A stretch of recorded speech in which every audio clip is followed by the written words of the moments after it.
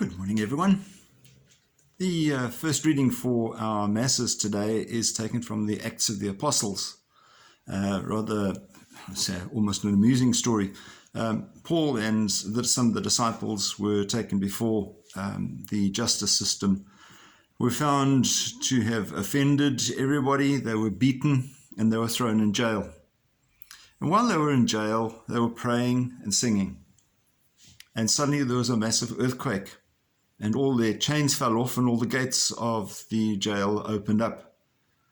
And the jailer, hearing that, kind of got a bit of a fright, because when he looked around, all the gates were open. And so he thought, well, everybody's escaped. And in terror of being held responsible for it, the guy was about to commit suicide. And then Paul called out from inside the jail. He said, no, we are still here. Don't worry. We're still here.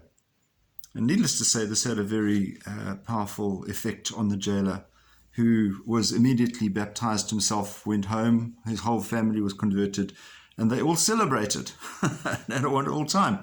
I'm not quite sure what happened when he had to face the consequence of that anyway, but the bottom line is that sometimes we need to go through traumatic events in our lives, sometimes just beautiful events. We might just simply be sitting on the beach and enjoying the beautiful sunrise or sunset and just being totally amazed by God's creation.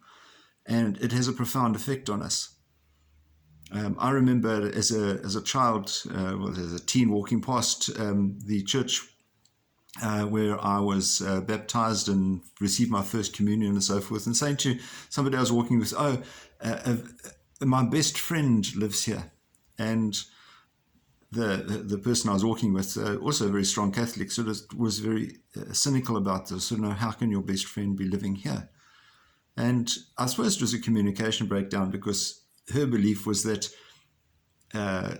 Jesus is everywhere. Whereas my experience of it was that I had a very deep relationship with that particular place. And therefore, when I went there, I experienced God in a deeper and a more meaningful way. And so perhaps we need to find those deep and more meaningful places and ways to experience Christ in our lives and to experience the Holy Spirit working within us.